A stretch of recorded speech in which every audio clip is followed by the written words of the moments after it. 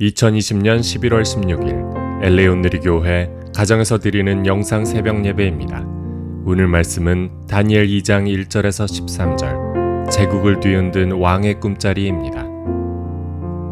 느부갓네살이 왕이 돼 다스린 지 2년이 됐습니다. 하루는 느부갓네살이 꿈을 꾸고서 마음이 답답하고 불편해 잠을 잘 수가 없었습니다. 왕은 자기 꿈을 해몽해줄 마법사들과 주술사와 점쟁이와 바벨론의 점상술사를 부르라고 명령했습니다. 그러자 그들이 왕 앞에 와서 섰습니다. 왕이 그들에게 말씀했습니다. 내가 어떤 꿈을 꾸었는데 그 꿈의 뜻을 알고 싶어 마음이 답답하고 불편하다. 그러자 바벨론 점성술사들이 아람말로 왕에게 대답했습니다. 오 왕이시여 만수무강하십시오. 왕께서 그 꿈을 종들에게 말씀해 주십시오.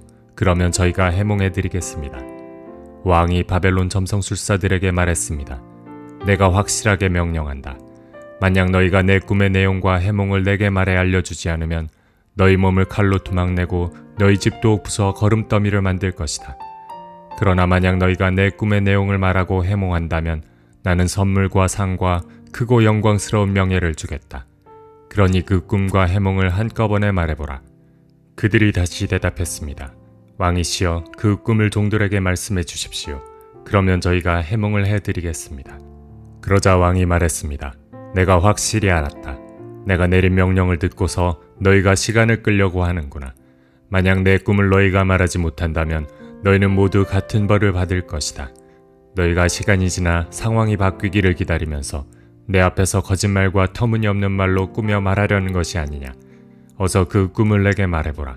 그러면 너희가 해몽도 할 수 있음을 내가 알 것이다. 바벨론 점성술사들이 왕에게 대답했습니다. 왕께서 물으시는 것을 말씀드릴 사람은 이 세상에 아무도 없습니다. 아무리 위대하고 강한 왕이었다 해도 마법사나 주술사나 바벨론 점성술사에게 그렇게 물어본 왕은 아무도 없었습니다. 왕께서는 너무 어려운 일을 물으시는 것입니다.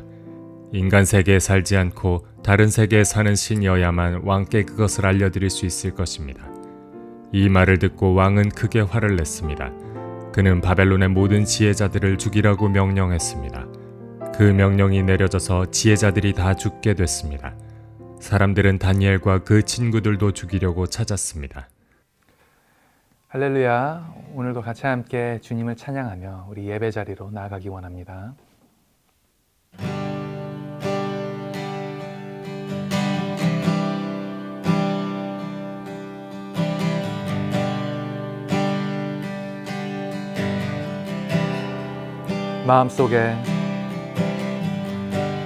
마음속에 어려움이 있을 때 마음속에 어려움이 있을 때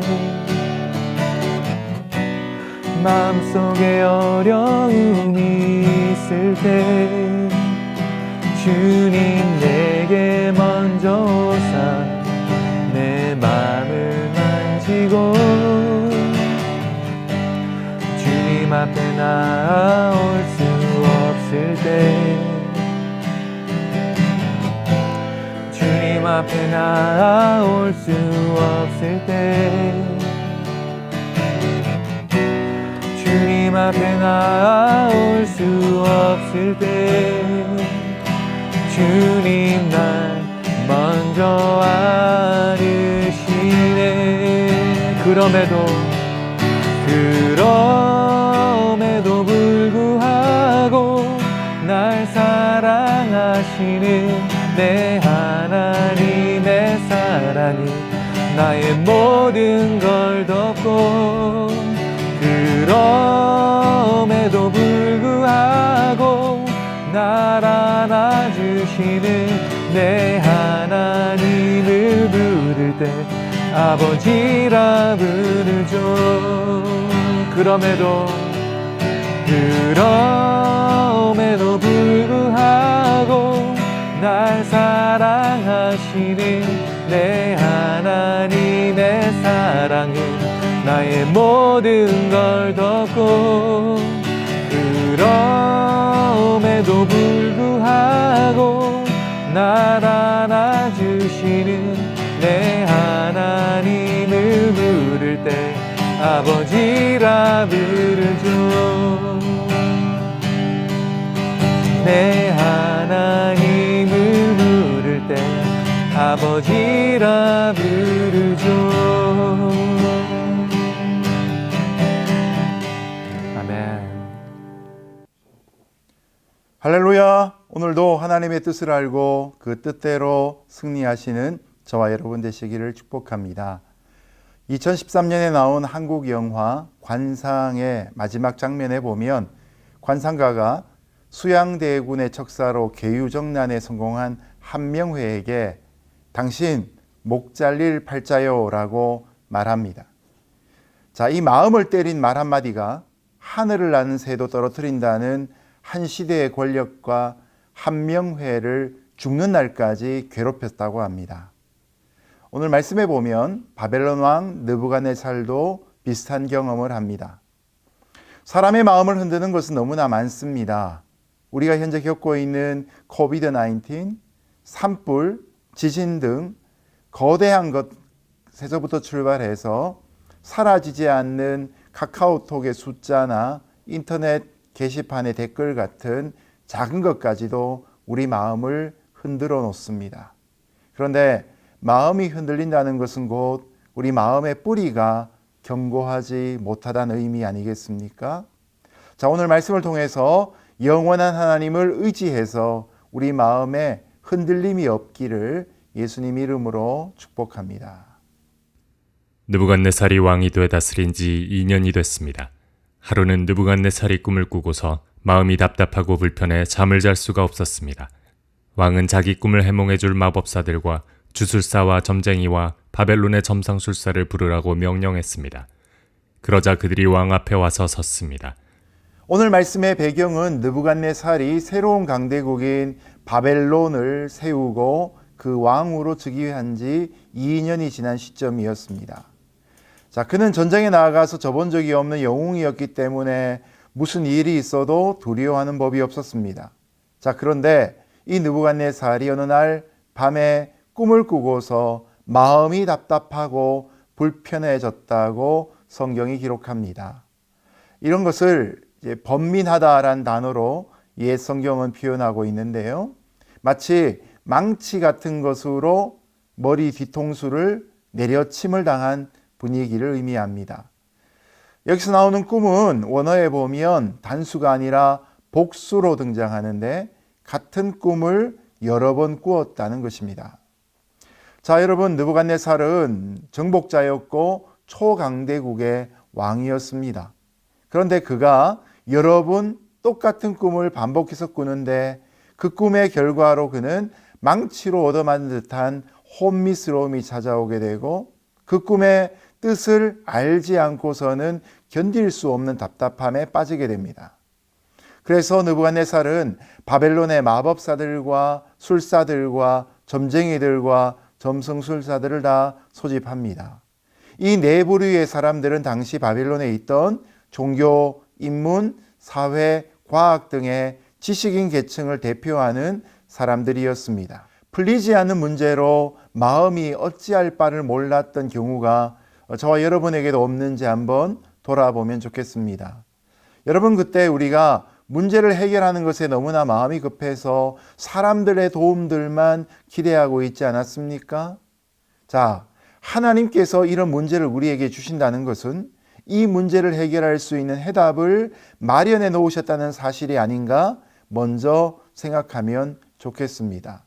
자, 문제가 있다면 하나님의 해결도 있다는 것을 믿는 저와 여러분의 믿음 될 수 있기를 예수님 이름으로 축복합니다.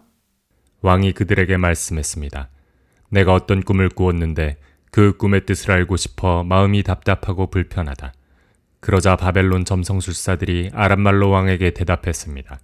오 왕이시여, 만수무강하십시오. 왕께서 그 꿈을 종들에게 말씀해 주십시오. 그러면 저희가 해몽해 드리겠습니다.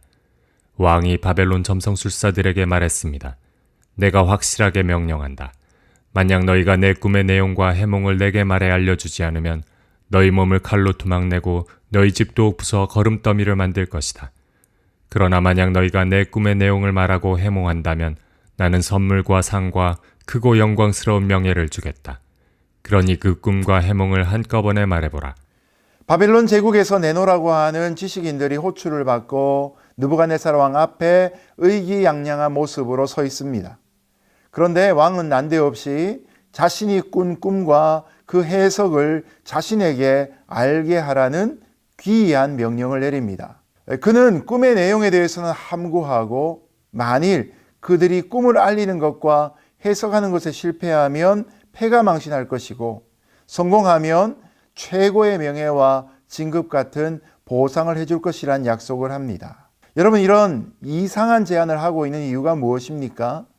여기에는 오래된 두 가지 해석이 가능합니다. 왕이 꿈을 꾸고 두려워할 만큼 강한 인상은 받았지만 그 내용은 너무 강렬해서 잊어버리고 말았다. 두 번째 해석은 그 꿈이 너무 생생해서 내용은 결코 잊어버릴 수 없었지만 그러나 해석의 신빙성을 확인하고자 일부러 사람들에게 알려주지 않았다는 해석도 가능한 것입니다. 옛날 바빌론 지역에서는 꿈을 해석하는 기술과 꿈에 나타난 상징에 관한 교범이 발굴된 적이 있었습니다. 왕이 무슨 꿈을 꾸었는지 말해주기만 한다면 왕 앞에 와 있는 사람들이 자신들의 경험과 지식을 총동원해서 왕의 마음에 쏙 들도록 해석해 줄 수 있었을 것입니다. 그런데 꿈의 내용조차 알려주지 않고 꿈을 알아맞추고 그리고 해석도 해보라고 하니 이보다 더 황당한 일이 없었던 것입니다. 사람들은 어떤 문제에 부딪힐 때 인간이 쌓아 올린 경험과 지혜로 풀려고 시도합니다. 그러나 전문가라 할지라도 충분한 정보가 없으면 마치 여기 나오는 지식인들이 당하는 것처럼 황당한 경우를 맞을 수밖에 없습니다. 문제가 뭔지 모르는 것이 진짜 문제 아니겠습니까? 인간의 지혜가 멈춰진 그 자리에서 우리는 무엇을 구해야 합니까? 사람의 지식과 경험에서 답을 찾는 것이 아니라 그때는 바로 하나님의 지혜만을 의지해야 하는 것입니다. 오늘 저와 여러분의 삶 속에 막힌 담 같은 어려운 문제가 있다면 하나님의 지혜를 구하는 귀한 동기로 사용할 수 있기를 예수님 이름으로 추천합니다. 그들이 다시 대답했습니다. 왕이시여, 그 꿈을 종들에게 말씀해 주십시오. 그러면 저희가 해몽을 해드리겠습니다. 그러자 왕이 말했습니다. 내가 확실히 알았다. 내가 내린 명령을 듣고서 너희가 시간을 끌려고 하는구나. 만약 내 꿈을 너희가 말하지 못한다면 너희는 모두 같은 벌을 받을 것이다. 너희가 시간이 지나 상황이 바뀌기를 기다리면서 내 앞에서 거짓말과 터무니없는 말로 꾸며 말하려는 것이 아니냐. 어서 그 꿈을 내게 말해보라. 그러면 너희가 해몽도 할 수 있음을 내가 알 것이다. 바벨론 점성술사들이 왕에게 대답했습니다. 왕께서 물으시는 것을 말씀드릴 사람은 이 세상에 아무도 없습니다. 아무리 위대하고 강한 왕이었다 해도 마법사나 주술사나 바벨론 점성술사에게 그렇게 물어본 왕은 아무도 없었습니다. 왕께서는 너무 어려운 일을 물으시는 것입니다. 인간 세계에 살지 않고 다른 세계에 사는 신이어야만 왕께 그것을 알려드릴 수 있을 것입니다. 느부갓네살 왕의 말도 안 되는 요구 앞에 겁을 먹은 박사들은 꿈의 내용을 제발 좀 알려달라고 다시 한번 부탁합니다. 그럼에도 불구하고 느부갓네살은 막무가내였습니다. 오히려 이 지식인들이 부탁하고 있는 내용 자체가 자기들의 위기를 모면해보고자 하는 술책으로 여기고 느부갓네살은 더욱더 불신이 커져갑니다. 자, 다시 한번 바벨론에 있는 지혜자들이 이런 경우에는 인간의 능력으로는 결코 맞출 수 없는 것이라고 주장하자 느부갓네살이 더욱더 분노하게 되었습니다. 이로써 바벨론에 있던 지식인들의 한계가 드러나게 되었습니다. 그들은 평소에는 무엇이든지 다 아는 것처럼 큰 소리를 쳤던 사람들입니다. 그러나 지금 절대적인 한계 앞에서 그들의 경험과 지식은 속수무책으로 드러나고 있습니다. 여러분, 사람의 일은 이성과 감정으로만 또한 경험으로만 풀리지 않습니다. 하나님이 드러내지 않으신다면 누구도 도무지 알 수 없는 것들이 우리 인생 속에 참으로 많이 있습니다. 또 사건에 대해서 우리가 알게 될지라도 그것이 갖고 있는 의미가 무엇인지 하나님이 드러내 주시지 아니하신다면 깨닫지 못하는 것들이 이 땅에 참으로 많이 있습니다. 여러분, 이런 인간의 능력 밖에 있는 사건과 해석 앞에서 우리는 정말 겸손해야 되지 않겠습니까? 오늘도 내가 세상의 것을 모두 다 알고 있다고 하는 착각에서부터 벗어나 정말로 겸손한 모습으로 이 천지 만물을 지으신 창조주 하나님 앞에 질문할 수 있는 지혜로운 겸손한 이가 될 수 있기를 예수님 이름으로 축복합니다. 이 말을 듣고 왕은 크게 화를 냈습니다. 그는 바벨론의 모든 지혜자들을 죽이라고 명령했습니다. 그 명령이 내려져서 지혜자들이 다 죽게 됐습니다. 사람들은 다니엘과 그 친구들도 죽이려고 찾았습니다.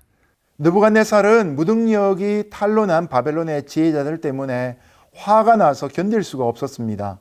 그래서 바벨론에 있는 모든 지혜자들, 그리고 앞으로 그런 지혜자들로 준비되고 있는 사람들을 다 멸망시키라고 명령을 내렸습니다. 자, 이 명령으로 거짓된 바벨론의 지혜자들 뿐만 아니라 이 다니엘서의 주인공들인 다니엘과 세 친구들도 엉겁결에 생명의 위기를 맞게 되었습니다. 아마 이 사건을 단면적으로만 보자면 다니엘과 세 친구에게는 너무나 억울한 일이었을 것입니다. 그러나 오늘 말씀의 마지막 구절 끝에 남겨져 있는 여운을 우리는 묵상할 필요가 있습니다. 사람들은 다니엘과 그 친구들도 죽이려고 찾았습니다. 사람들은 이라는 말 속에 그러면 하나님은 이라는 질문이 떠오를 수 있지 않겠습니까? 자, 여러분, 지금까지 일어난 모든 일들, 특별히 느부갓네살이 꿈을 꾼 것은 결코 우연이 아닙니다. 역사의 모든 상황은 하나님이 주도하십니다. 그러므로 당시의 가장 강대국인 바벨론의 왕이었던 느부갓네살에게 꿈을 주시는 것도 하나님의 주도하심입니다. 하나님은 느부갓네살이 꿈을 꾸기 훨씬 이전에 다니엘에게 이상과 몽조를 깨달아 아는 은사를 주셨습니다. 2장 11절까지 말씀을 우리가 보았지만 1장 17절에 보면 이미 다니엘에게는 이상과 몽조를 깨달아 아는 은사가 있었음을 우리는 확인할 수 있는 것입니다. 다니엘에게는 생명의 위기가 찾아왔지만 그러나 이상과 몽조를 깨달아 아는 은사를 갖고 있기 때문에 이것은 그에게 새로운 기회가 될 것입니다. 하나님은 이처럼 어떤 상황 이전에 하나님의 사람을 미리 준비시켜 놓으십니다. 그리고 그때가 되면 하나님의 사람을 역사의 중심에 내어 놓으십니다. 그리고 그를 통하여 문제를 풀어가도록 만드시는 것이죠. 그러므로 하나님의 사람은 자기에게 주어진 은사와 또 그 은사에 맞는 상황이 반드시 찾아올 것을 알고 믿어야 할 것이고 그것을 기대하며 살 수 있어야 하는 것입니다. 여러분, 저와 여러분이 받은 은사가 무엇입니까? 그리고 그것이 지금 잘 활용되어지고 있습니까? 혹시 그 은사를 발휘할 기회를 아직까지 맞이하지 못하셨습니까? 곧 하나님께서 당신의 은사를 쓰실 때를 우리에게 주실 것입니다. 그 기회가 주어질 때 마음껏 하나님의 은사를 발휘하여 하나님께 영광 올려드리며 시대의 문제, 가정의 문제, 교회의 문제, 사회적인 문제를 풀어갈 수 있는 하나님의 솔루션이 될 수 있기를 예수님 이름으로 축복합니다. 이제 말씀을 맺겠습니다. 삶에는 언제나 어려움이 닥쳐오고 그때마다 인간은 무능력하다는 사실을 깨닫게 됩니다. 의사라도 그 가족이 질병으로 고통받으며 생명의 위협을 받을 때 느끼게 되는 무능력감이 얼마나 크겠습니까? 그런 인간의 무능력이 폭로되고 있는 상황은 바로 하나님의 지혜와 능력이 드러날 적기입니다. 세상은 사람을 의지하고 또한 그들의 조언을 따르지만 우리 하나님을 믿는 사람들은 성령님을 통해서 하나님의 생각을 알려주시는 하나님을 의지해야 할 것입니다. 그리고 하나님의 약속을 따르는 삶이 되어야 할 것입니다.